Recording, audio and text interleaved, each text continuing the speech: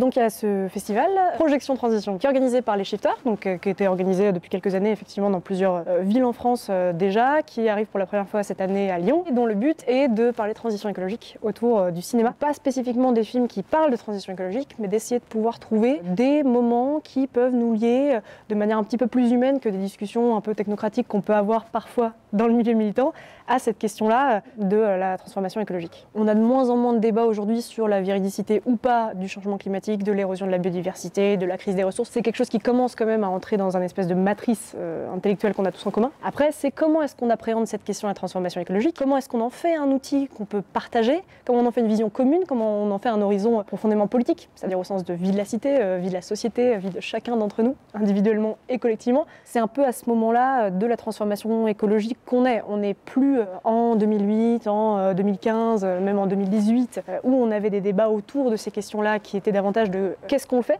plutôt que comment on le fait. Et maintenant, on entre vraiment dans la phase où il faut pouvoir clarifier un peu tout ça, rendre ça très concret, très matériel, faire une écologie matérielle, c'est-à-dire qui réussit à transformer la vie des gens sans l'affecter négativement. Et donc, je pense qu'aujourd'hui, la question n'est pas tant comment convaincre les gens qu'il faut faire une transformation écologique, plutôt que comment est-ce qu'on fait la transformation écologique pour qu'elle parvienne à intégrer les gens directement. L'opinion, c'est un peu comment est-ce qu'on fait adhérer et voter les gens pour un projet de transformation écologique. Parce que la démocratie, c'est aussi peut-être quelque chose auquel on tient. Soit tu fais ça effectivement par des gens qui discutent avec leur entourage pour convaincre progressivement, un petit peu en mode toile d'araignée,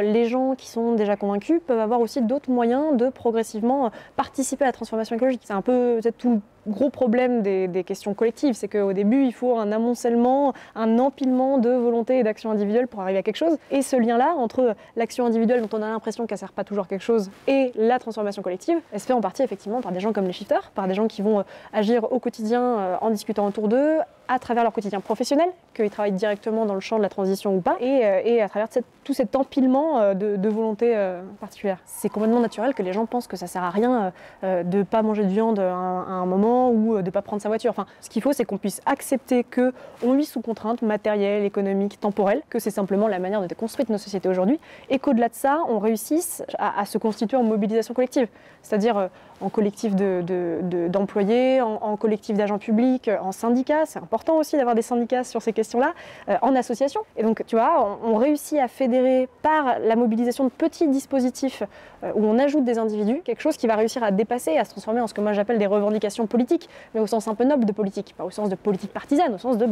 toi et moi on participe à la vie de notre société. Quand tu regardes les enquêtes d'opinion, un des premiers facteurs qui vient comme raison pour lesquelles les gens pourraient être en faveur de la transformation écologique, c'est la répartition équitable de la charge. Et donc forcément, c'est un des trucs qu'il y a à prendre en compte en priorité dans ces questions-là, parce que la transformation écologique, c'est pas une question un petit peu comptable de on va réussir à atteindre la neutralité carbone, on va réussir à restaurer les puits de biodiversité. Il y a aussi quelque chose de profondément humain, mais aussi de fonctionnement de ce qu'est aujourd'hui nos écosystèmes sociaux, qui sont dysfonctionnels par plein d'aspects, et on a l'impression qu'on est coincé dans plein de trucs, qu'on n'a plus le temps de rien faire,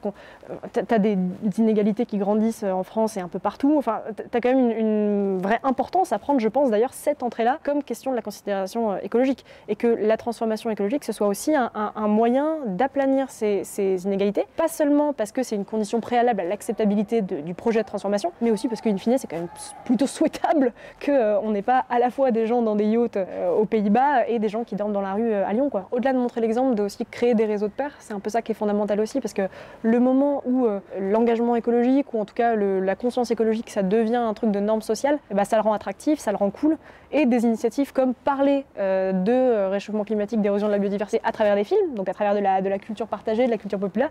c'est ça aussi qui fait qu'à un moment, on rend ça un petit peu chouette et les gens ont envie de s'y intéresser. Si quelqu'un vous traite de bisounours, vous pouvez accepter, je pense, ce truc-là, parce que non mais fondamentalement, les bisounours, c'est quand même des petits machins qui coopèrent pour réussir à faire quelque chose. Je sais pas, moi je trouve qu'il y a un truc un petit peu souhaitable à être un bisounours, voilà, moi ça me plaît, j'accepte. Quand moi j'ai commencé à militer, qui était en 2017-2018, on était pas du tout au même stade en fait, en termes de place de la question dans le débat public, en termes de mobilisation plus mainstream, autour de place médiatique de cette question-là. Donc il y a quand même une évolution qui s'est faite, qui va plutôt dans le bon sens, qui peut se coincer à plein d'égards et peut-être qu'on va avoir un vrai backlash, c'est pas impossible. Et puis aussi le fait qu'on puisse jamais rien réussir seul, et c'est une des métaphores que j'emploie souvent, c'est qu'on essaie un peu de construire la muraille de Chine, quoi. On va chacun poser une petite pierre, ou pour ceux qui ont beaucoup d'énergie à y mettre, deux petites pierres, et puis après c'est l'accumulation de l'énergie de tous les autres qui au bout d'un moment fait des kilomètres kilomètres de long que tu vois depuis l'espace, mais qui n'a pas été fait par un seul gars ou une seule fille dans son coin. On ne transforme pas le monde seul, on ne transformera jamais rien seul, et on a besoin de se parler les uns les autres, se connecter les uns des autres, et des fois se détendre en regardant des films